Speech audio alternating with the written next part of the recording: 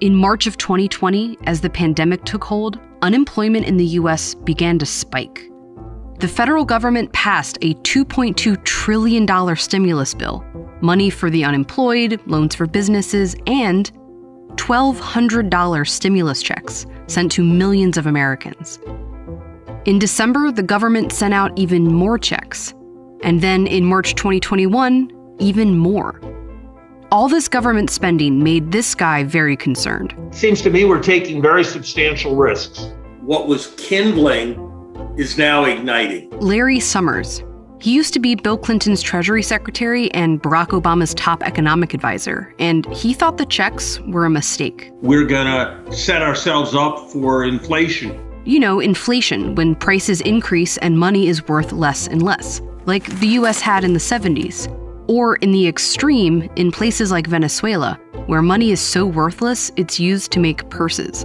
So are these checks actually something to worry about? And could they lead to this? First, we have to talk about how inflation works. Think of the economy as a fish tank. When one fish spends their money, like out at a fish concert, that keeps other fish, like venue workers, employed. So they can go spend their money on things too, like their mortgage or a car, because fish need cars, stick with me. It's a cycle. Employed fish spend money, which keeps other fish employed. Some of that money also goes into their savings to spend later.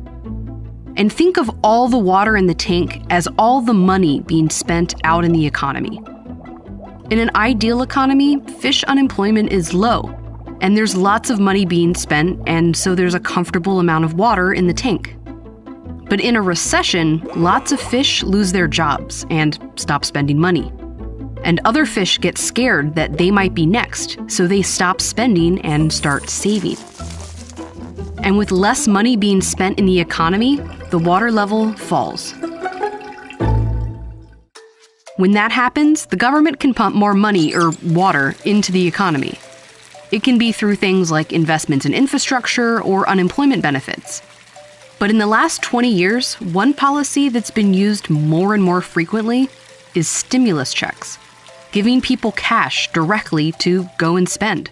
Checks are definitely something that many economists think are useful because it bypasses the traditional channels.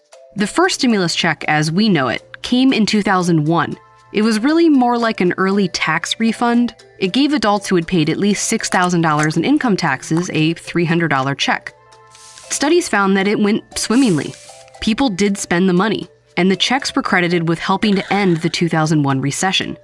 This approach was so popular that in the next recession, in 2008, the government did it again. This time, they sent out twice as much money in tax rebates. It was phased out for higher income Americans, but expanded in other ways. Most families got a bit extra for each child. People with less income got a check too, though smaller. It was just a part of a larger stimulus package, but studies found that it worked again. This time, even more people quickly spent their checks. They get money to people fast, and it helps the economy, which then in turn helps more families. But here's the problem.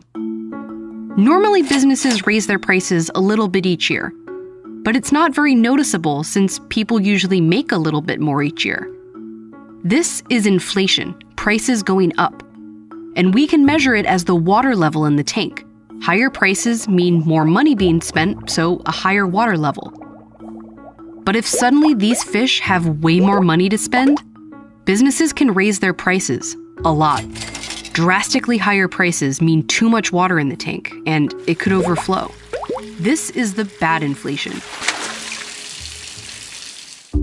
But economists actually want a little inflation each year. Spending is a sign of a growing economy.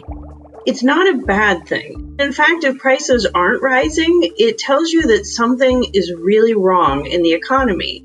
This is what inflation has looked like in the US the last 40 years. 0 means prices haven't changed from the year before. 4% means things cost 4% more than last year. And here, in these gray bars, are when the economy was in a recession. Notice anything? A recession almost always comes with a substantial dip in inflation. When people lose their jobs or are afraid they're next, They don't spend like usual. Businesses can't raise their prices like they usually would. When this line falls below zero, meaning things actually cost less than they did a year ago, that's bad. Falling prices is a sign of an economy in crisis, and frankly, an economy in a downward spiral. And for the last 10 years, the US has aimed for 2% inflation. And you could say, well, why 2%? And their argument is we want a little bit of a buffer. But the US, leading up to the pandemic, didn't have much of that buffer. We weren't consistently hitting that 2%. And then our fish tank was under attack. We lost a lot of that water very suddenly. We saw the federal government slap some tape on the fishbowl, throw some more water in. One thing they did that was really popular was to send checks to people. And this time, stimulus checks were sent out to even more people than the ones in 2001 and 2008. Basically anyone with a social security number, plus extra for children. And it worked then too.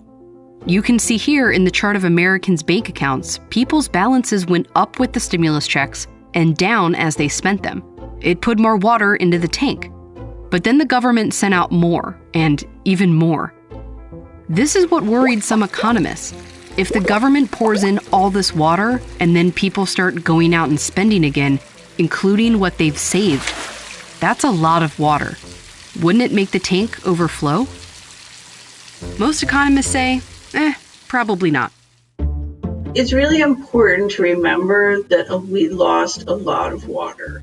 The risk right now is doing too little. It would have to be a sudden explosion of spending. Most economists, including the ones trying to steer the US economy, agree not to worry.